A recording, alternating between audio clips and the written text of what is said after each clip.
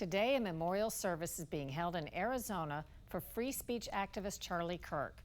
Kirk was assassinated on September 10th while speaking on a college campus. Authorities say suspect Tyler Robinson may have been radicalized online, aided and abetted by an extended network of people who may have known about his plans.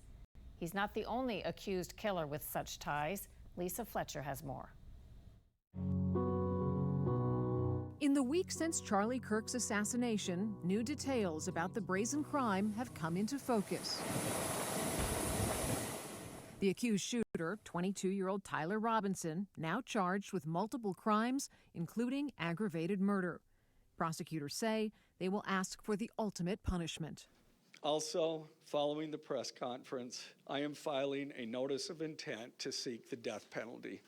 On Capitol Hill this past week, FBI Director Kash Patel revealed investigators are looking at more than 20 people who participated in an online chat with the alleged shooter.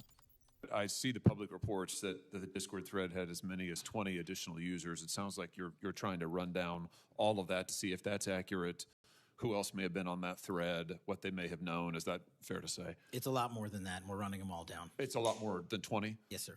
Senators pressing for answers about what role social media, outside groups, and their money could have played. The violence we are seeing is not purely organic. There is, I believe, significant money that is spreading dissension, that is spreading violence. To better understand the possible online connections, we sat down earlier this week with two experts.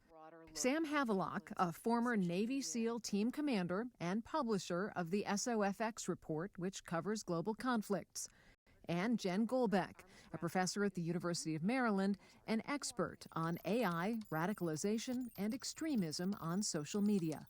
There's a question of what role politics played in the assassination at all. From what we see so far, with very little information, it seems like this is more something from these kind of deep nihilistic social media spaces and something that was very explicit. We know that the algorithms tend to feed the most vocal, narcissistic, and deeply flawed people on either end of the bell curve.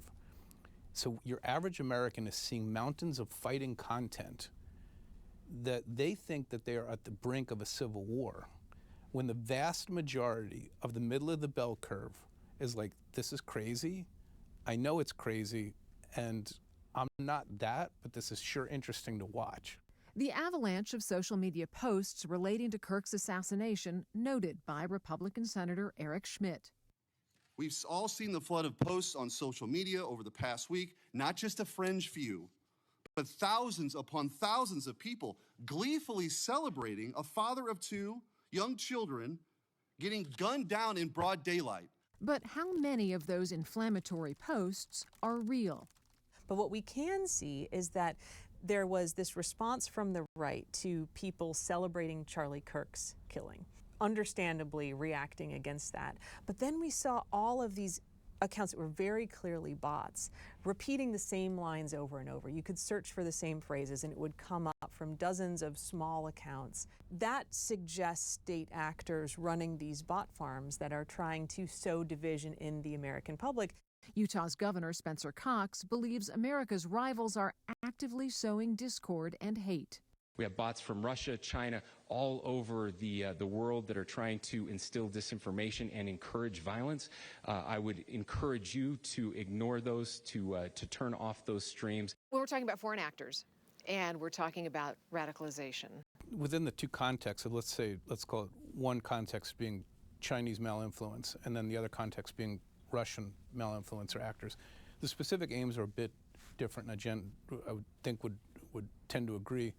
The Chinese construct is more about unwinding key themes and messages that the United States likes to propagate about China, about trying to influence the population at scale, that it's less of a threat per se, whereas the Russian construct is less elegant. Let's put it that way. But incredibly effective, right? Yeah, Because the absolutely. Russians, they don't care if they're radicalizing us to the right or to the left or to some apolitical space. We can do that ourselves, and they're really good at pushing us. And that's been really effective over the last 10 years, where we've seen people move further out and pick up on these themes that we see the Russian bots pushing of calling for retribution or extreme anger against the other side. For Havelock, it's what we as Americans are doing to ourselves that is the most immediate concern. When you look at the economic model of social media companies that are masquerading around as journalists, and they are not, and they are accelerating the distribution of content that in any other context would have been morally reprehensible, never seen in the construct of American journalism, the death of a human published at scale, over and over and over, to masses of the population, we've not seen that. Do you mean to tell me that big tech companies in Silicon Valley can't stop that content from propagating? They absolutely can.